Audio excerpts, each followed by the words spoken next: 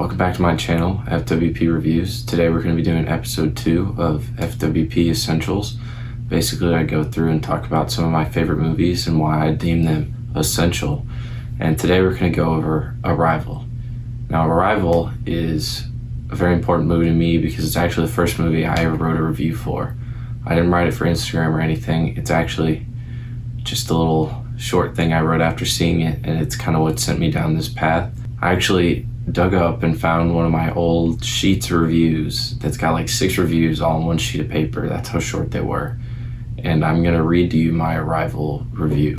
Arrival is a movie that is a captivating masterpiece until the very end. Right when you thought you had it, it threw you for a loop. Not your stereotypical alien movie, included a huge twist I consider fantastic. 10 out of 10, I plan on rewatching. Rudimentary, I know, it's small, but it was something, and it's this movie that really made me kind of realize what I loved about movies. It was a perfect combo of themes and filmmaking.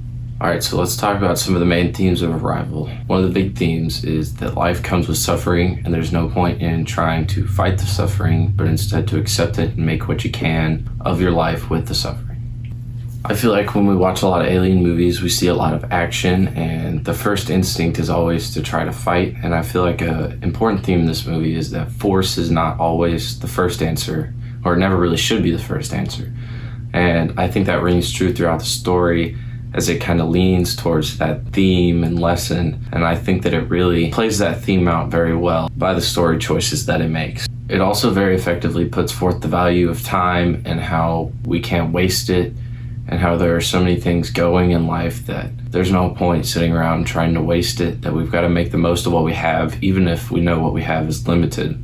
It also touches on very effectively that regrets are a part of life, and that there is no life without regret, and having regrets in life isn't wrong, and in fact, not having regrets would be more wrong and against human nature. I think these themes about time, suffering, and regret all work very well together to teach us, or maybe not teach us, but remind us of the value of life, and that life isn't easy, but that's what really makes it valuable. The filmmaking of this movie is what really ultimately drew me in. And I really think that this movie created its atmosphere. The atmosphere that this movie puts together really works hand in hand with the themes and the way that you see the events play out throughout her time at the camp outside of the alien craft, and the way that all of that is structured and how methodical it is for them getting in and out of this camp, the cleaning, the whole entire process of how this movie plays out really relies on the monotony or the processes that they have to go through and the atmosphere that that creates. This movie is as much about aliens as it is about powerful themes, and this isn't really a traditional alien movie. I think that it has one of the best portrayals of what might happen if aliens did show up. Showing how these people reacted to it really helped push the movie forward, and seeing everybody along with the main characters' reactions to this. I think that the inclusion of how it spread through social media and things were twisted and said differently were all very important in building that as well. This movie plays a lot with tension. The tension in this movie is so thick. Like, you're just gripping your seat the whole time, even though I've seen it 4 or 5 times. This rewatch I watched to get ready for this video, I was just gripping the arms of my chair, trying to make sense of it all. And every time you watch it, you see new things, and it's like, it just adds to the build and the slow burn of the movie that ultimately leads to one of the best twists in recent movie history. I feel like the music got a lot of criticism because it wasn't all original. I would have liked to have heard more of the original score because the stuff that was original was astounding. And I feel like the music they picked that wasn't original, it all worked really well and helped push the movie forward. And it was really nice to listen to.